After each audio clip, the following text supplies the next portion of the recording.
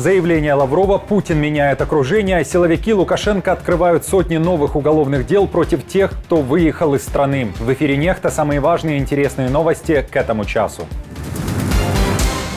Неожиданное признание Лаврова: Зеленский хочет, чтобы Россия стала на колени.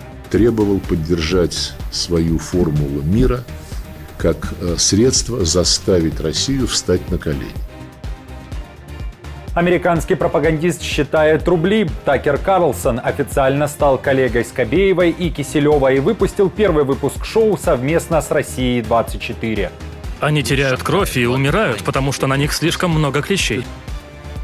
Путин устраивает перезагрузку. Как выбрасывает за борт тех, кто служил ему десятилетиями, и что означает тактика Кремля? Это демонстративные шаги, показывающие, что правила игры изменились. Доброе утро, друзья! Для нас крайне важна активность и интерес каждого из вас. Спасибо за лайки, комментарии, подписки и репосты. Благодаря этому наши видео в тренде, а вы и сотни тысяч других пользователей всегда в курсе актуальных и важных событий. Именно о них сейчас и расскажем. Кроме того, не забывайте, пожалуйста, о кнопке «Спасибо» под нашим роликом. Начинаем.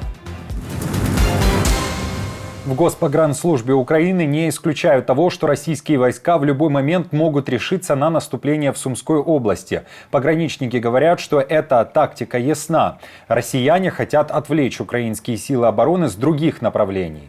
Мониторинговые группы также сообщают о продвижении российских войск в Харьковской области, в районе Волчанска. Какие цели российского наступления, есть ли силы удержать оккупированные территории в Харьковской области и как действуют путинские войска на Донбассе? Об этом мы поговорили с военным экспертом Давидом Шарпом. Мое мнение пока остается прежним, что это все вспомогательные отвлекающие действия, потому что силы были задействованы в целом незначительные и, соответственно, цели были ограничены. А основные события продолжают развиваться на традиционном фронте, причем на целом ряде участков. Но главное, конечно, на мой взгляд, это часов яр и желание российского командования захватить этот город и далее выйти к Константиновке. Конечно же, это условно называемое Покровское направление, то есть где произошел прорыв россиян под Очеретино. Вроде бы ситуация стабилизировалась, но там есть потенциал, по-прежнему существует потенциал продвижения и охвата тех или иных территорий. В общем, выход, такой глобальная цель, выход к линии Покровск-Константиновка, я думаю, это то, что они преследуют эту цель на ближайшие месяцы. И это сама по себе очень амбициозная задача. По словам военного аналитика, россияне также продолжают действовать и на южном направлении, в районе Работино. Кроме того, одним из важных направлений остается Купянское. Удерживать позиции в Харьковской области путинские войска будут. В этом видят определенную цель. В том числе, чтобы в дальнейшем эти территории могли стать разменной монетой, считает военный эксперт. Более того, их удержание имеет смысл тоже. Это приближение, например, к Харькову в перспективе, на дальность огня полевой артиллерии и установок «Град» в самом недальнобойном исполнении. А тогда город можно будет очень успешно терроризировать и фактически всерьез нарушить ритм жизни в городе, который и так далек от идеала, мягко говоря. Изгнать население из Харькова. Естественно, это все ударит по экономике и даже по ВПК. Лавров считает, что Зеленский хочет поставить Россию на колени. Об этом глава российского МИДа сказал, когда рассуждал о саммите мира, куда Россию не пригласили. Тех, кто поедет на эту конференцию, где должны обсуждать завершение войны в Украине, основываясь на формуле мира Зеленского, Лавров назвал массовкой. А я напомню, что в Швейцарию уже пригласили более 160 делегаций со всего мира. Это и члены Большой Семерки, Большой Двадцатки, БРИКС, ЕС, представители ООН, ОБСЕ и Совета Европы. Так вот, их Лавров, которого на саммит не пригласили, называет массовкой. А еще намекают, что у него есть инсайдерская информация о том, каковы планы Зеленского. Кстати, Лавров не уточнил, в каком положении сейчас находится РФ и станет ли на колени. В конце апреля, обсуждая с иностранными послами в Киеве вот эту вот затею со швейцарской конференцией, по оценке некоторых участников, Зеленский большую часть времени сумбурно импровизировал, на повышенных, почти истеричных тонах и требовал поддержать свою формулу мира как средство заставить Россию встать на колени. Вот человек, когда он не чувствует необходимости контролировать себя, он говорит правду. В Европейском Союзе одобрили план по использованию доходов от замороженных российских активов. Эти средства пойдут, как и обещалось, на поддержку Украины, в частности, на укрепление ВПК страны. Западные аналитики говорят, что ежегодная прибыль от замороженных активов будет только расти. И по оценкам источников Financial Times, общий доход к 2027 году может достичь 20 миллиардов евро. Сегодня в рамках ЕС мы приняли решение о передаче Украине средств, полученных в результате замораживания активов Российского Центрального банка. Только в этом году эта сумма может составить до 3 миллиардов евро. 90% пойдет на нужды украинской армии. Россия должна возместить ущерб, причиненный войной.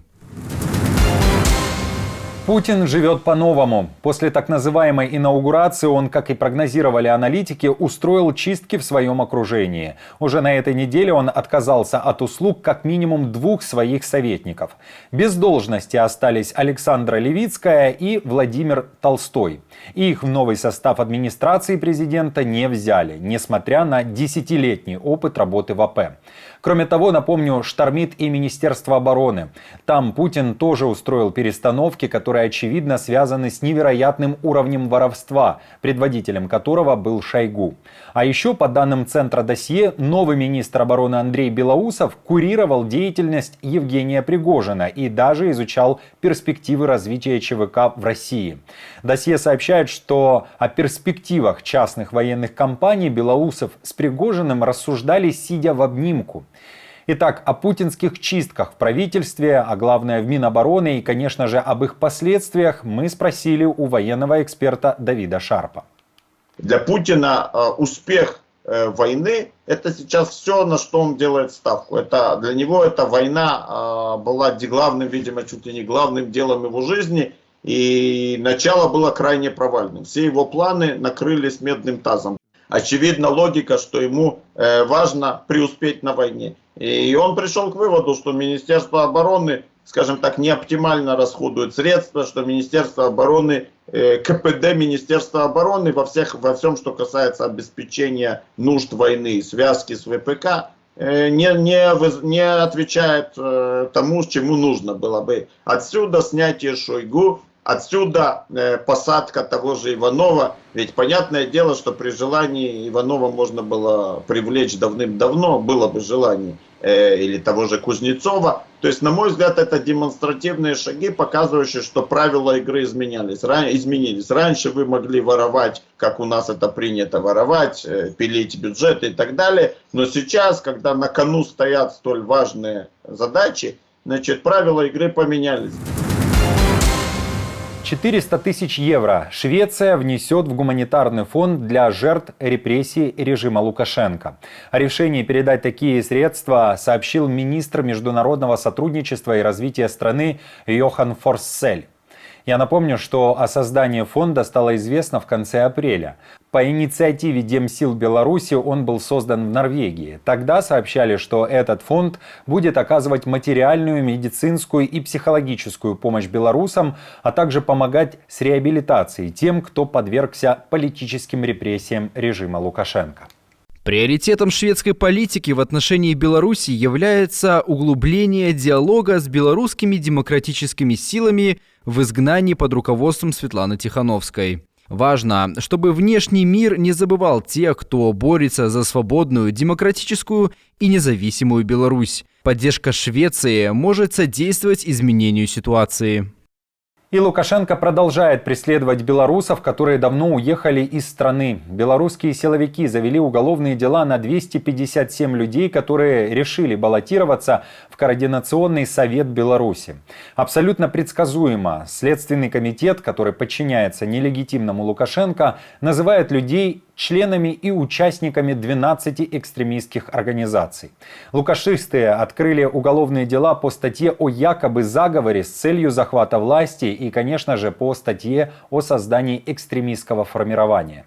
В ведомстве также открыто говорят, что имеют все данные о том, какая недвижимость и имущество принадлежит тем, кто уехал из республики, спасаясь от репрессий. Теперь же по всем объектам проводятся обыски. На имущество наложен арест. Напомню, выборы в Координационный совет пройдут с 25 по 27 мая этого года. Принять участие в электронном голосовании сможет каждый белорус через приложение «Беларусь ID». Карлсон переживает карьерный взлет. Пропагандист из США, который восхищался и разочаровывался в Путине, теперь официально стал коллегой Скобеевой и Киселева. И как итог, теперь с рублем в кармане. Такер Карлсон совместно с кремлевским каналом «Россия-24» работают над выпусками шоу под названием «Такер». Поразительно, но первый выпуск не был посвящен политическим процессам в мире, однако Карлсон говорил о том, о чем порой любит говорить Небензя в ООН. Вы, вероятно, уже догадались о насекомых. Карлсон посвятил выпуск клещам и болезни Лайма. Возможно, в следующих выпусках речь пойдет и о боевых комарах, но не факт. В то же время команда Такера Карлсона решила опровергнуть эту информацию и заявила, что они просто переводят свои выпуски на русский язык.